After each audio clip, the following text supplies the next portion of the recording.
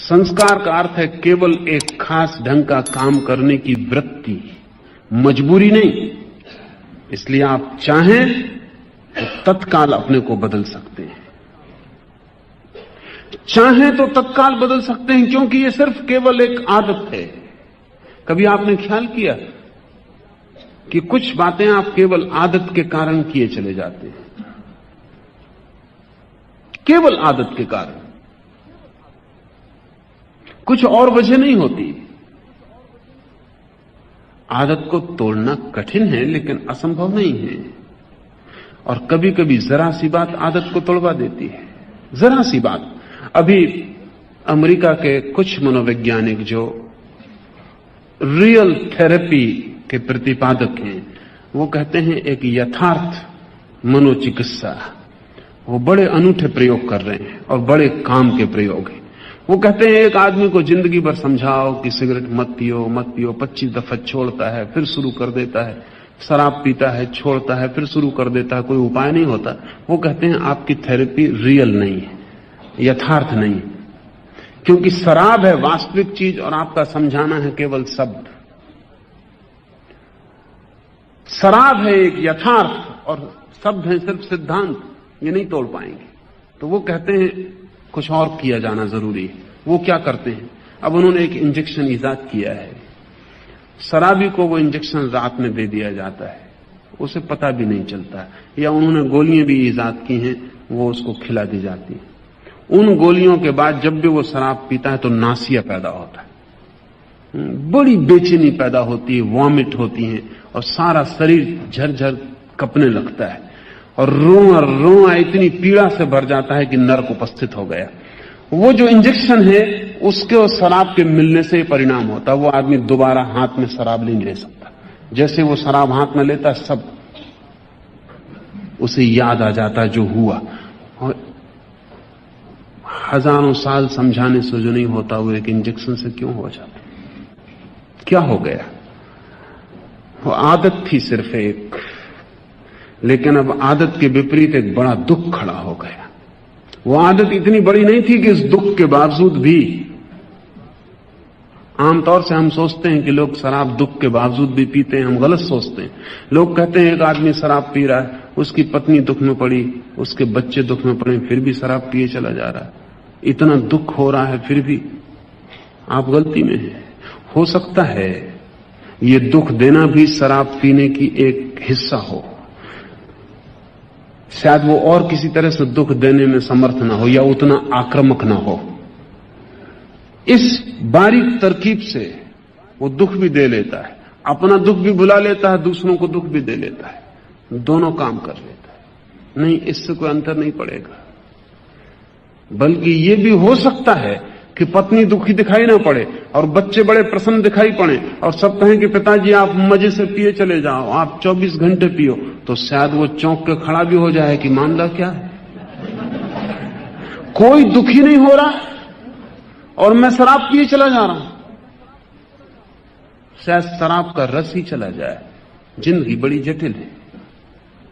लेकिन ये real therapy के लोग कहते हैं कि अगर किसी भी आदत को तोड़ना है तो उस आदत को इतने बड़े दुख के साथ जोड़ देना जरूरी है कि वो जो पुरानी सिर्फ वृत्ति की वजह से आदमी बह जाता था, वो दुख बीच में खड़ा हो जाए और उसको चुन के जाना पड़े कि अगर मैं जाता हूं आदत में तो ये दुख झेलना पड़ेगा। बड़ी हैरानी की बात है, आदतें आसानी से बदल जाती हैं। पावलोव, साल्टर, पश्चिम के खासकर रूस के वैज्ञानिक तो कहते हैं कि सिर्फ रिकंडीशनिंग की जरूरत है। वो कहते हैं सिर्फ पुनर्संस्करण की जरूरत है। सिर्फ संस्कार बंधे हुए हैं, उनको नया संस्कार से जोड़ देने की जरूरत है, यात्रा बदल जाती है। मैं मानता हूं उनकी बात में थोड़ी सच्चाई है। कोई आदमी कर्मों का फल नहीं भोग रहा है, कर्मों के फलों के संस्कार से बंधा जी रहा है।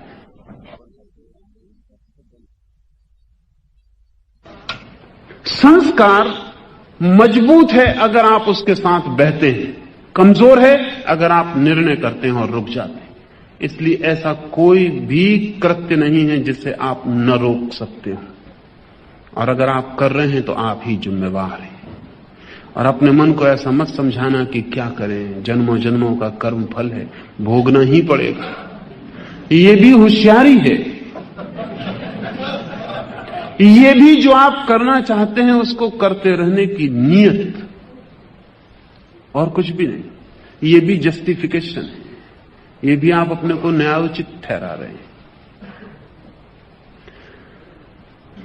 बड़े मजे की बात है कि कर्म का सिद्धांत तो धर्म का अंग था, और हमने कर्म के सिद्धांत से अपने सब अधर्म के लिए सहारा खोज लिया। क्या कर सकते हैं? हाथ के बाहर है बात। जो हो चुका वो हो चुका, वो भोगना ही पड़ेगा। जो हो चुका वो आप भोग चुके हैं। अगर आप पुनः उसे दोहरा रहे हैं तो ये केवल एक बार बार दोहराई गई आदत है, किसी कर्म का फल नहीं।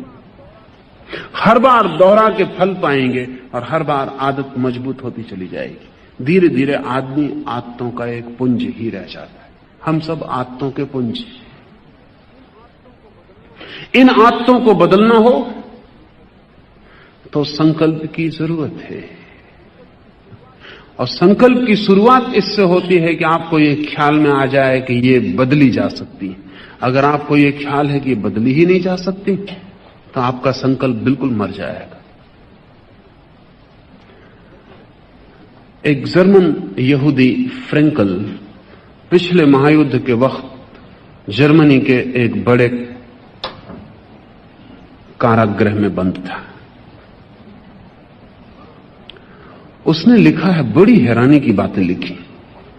उसने अपने संस्मरणों में लिखा है, क्योंकि वो एक मनस्विद है, वो निरीक्षण करता रहा क्या हो रहा है। दिसंबर करीब आ रहा था, त्योहार के दिन करीब आ रहे थे, और सभी कैदियों को यह आशा थी कि कम से कम क्रिसमस के करीब छुटकारा हो जाएगा, क्रिसमस के करीब हिटलर दया करेगा और लोग छोड़ दिए जाएंगे। फ्रेंकल ने लिखा है कि क्रिसमस तक कितनी ही तकलीफें दी गई कैदियों को, कोई नहीं मरा। लोग बीमार रहे, लेकिन एक आशा थी। क्रिसमस करीब आ रहा है, उस आशा के साथ प्राण में बल था। उसने लिखा, जिस दिन क्रिसमस निकल गया उसके 15 दिनों में अनेक लोग मरे क्रिसमस के बाद। और उसका कहना कुल कारण इतना था उस 15 दिन में मरने वालों का कि सब आशा टूट गई। क्रिसमस पर भी छुटकारा नहीं मिला, अब कोई आशा नहीं। जब आशा नहीं रह जाती तो जीवन ऊर्जा क्षीण हो जाती। जिस कारागृह में फ्रेंकल बंद था उसमें एक एटॉमिक भट्टी थी, जिसमें हजारों कैदियों को इकट्ठा रख के क्षण भर में राख किया जा सकता था। रोज हजारों कैदी राख होते थे। रोज उस भट्टी की चिमनी से धुआं निकलता था। फिर उनको कारागृह बदला गया। कोई 500 कैदी फ्रेंकल के साथ दूसरे कारागृह में भेजे गए। 2 दिन पैदल उन्हें चलाया गया।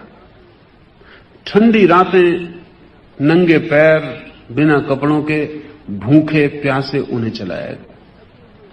बिल्कुल थके हुए, मुर्दा, मरे हुए वो किसी तरह पहुंचे। आधी रात में जब वो पहुंचे कारागृह में तो उनकी जांच पड़ताल होने में पूरी रात लग गई। एक एक आदमी को अंदर करने में जांच पड़ताल करके अंदर किया गया। फ्रेंकल ने लिखा है, इतनी यातना, इतनी यात्रा, इतनी थकान, भूख, परेशानी, और रात जब हम खड़े थे 12 बजे मैदान में क्यों लगा के, तो ओले पड़ने लगे, बर्फ पड़ने लगी।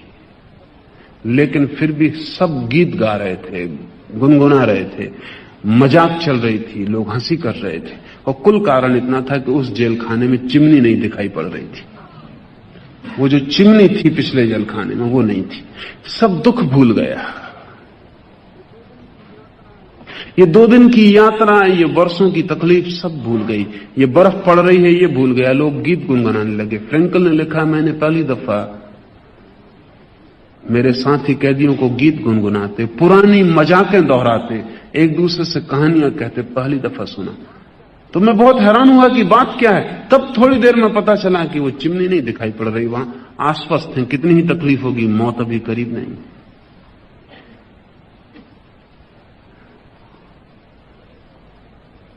अगर ऐसा हो कि रात के अंधेरे में चिमनी ना दिखाई पड़ रही हो और सुबह रोशनी हो और चिमनी दिखाई पड़ जाए, तो अनेक तो वहीं गिर पड़ेंगे। 2 दिन की थकान एकदम पैर जवाब दे देंगे।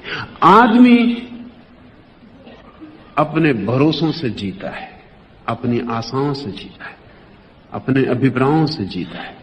अगर आपको ख्याल है कि आप अपने को बदल सकते हैं, ये ख्याल ही बदलाहट की पहली बुनियाद बन जाती है। आपको ख्याल है कि बदलाहट हो नहीं सकती, हाथ पर ढीले पड़ जाते, आप जमीन पर गिर जाते। जिंदगी की ऊर्जा आपके ख्यालों से उठती और गिरती है। मैं आपसे कहता हूं, संस्कार हैं आपके पास, लेकिन संस्कार पानी की सूखी रेखाओं की तरह हैं। अगर पानी को कुछ न किया गया तो वो उनसे बह जाएगा, लेकिन अगर जरा सी ही चेष्टा की गई तो पानी नई रेखा बना लेगा। पुरानी रेखा कोई नियति नहीं है कि पानी उसी से बहे। कुछ न किया गया, पैसिवली पानी छोड़ दिया गया तो पुरानी रेखा से बहेगा। लेकिन अगर जरा सी भी चेष्टा की गई तो पुरानी रेखा मजबूर नहीं कर सकती पानी को बहने के लिए। बस इतना ही संस्कार है आदमी पर। अतीत से हम बंधे, लेकिन भविष्य के प्रति हम मुक्त हैं। इसे थोड़ा ठीक से समझ लें। अतीत से हम बंधे हैं, लेकिन बंधे हैं अपने ही भाव के कारण। भविष्य के प्रति हम मुक्त हैं, और हम चाहें तो एक झटके में अतीत की सारी रस्सियों को तोड़ दें। वे रस्सियां वास्तविक नहीं हैं, जली हुई रस्सियां हैं, राख की रस्सियां, रस्सियों जैसी दिखाई पड़ती। एक रस्सी को जलाएं, जल जाए, राख हो जाए, फिर भी बिल्कुल रस्सी मालूम पड़ती है, रेसा रेसा। और छू के न देखें तो यह भी हो सकता है कि हाथ में बंधी हो तो सोचें कि कैसे भाग सकते। छू के जरा देखें, जली हुई है, टूट सकती, अभी गिर सकती है। संस्कार का अर्थ है जली हुई रस्सियां, लेकिन अगर आप उनको रस्सियां मान के चलते हैं तो आप उनको प्राण देते हैं। मनुष्य अपने कर्म का फल भोगता है और प्रतिपल नए कर्म करने को मुक्त हो जाता है। सिर्फ आदत के कारण पुराने को दोहराए, बात दूसरी, लेकिन पुराने को दोहराना अनिवार्य नहीं है। इसलिए कोई आदमी अगर ठीक संकल्प का आदमी हो तो एक क्षण में पूरी जिंदगी बदल ले सकता, एक क्षण में। इस तरफ एक जिंदगी और दूसरी तरफ दूसरी जिंदगी शुरू हो सकती है। इस बदलाहट को मैं संन्यास कहता हूं, इस संकल्प को मैं संन्यास कहता हूं। जब कोई आदमी तय करता है कि अब मैं पुराना नहीं रहूंगा, मैंने नए होने का तय कर लिया, एक क्षण में भी ये हो सकता है और जन्मों जन्मों में भी ना हो, हम पर निर्भर है।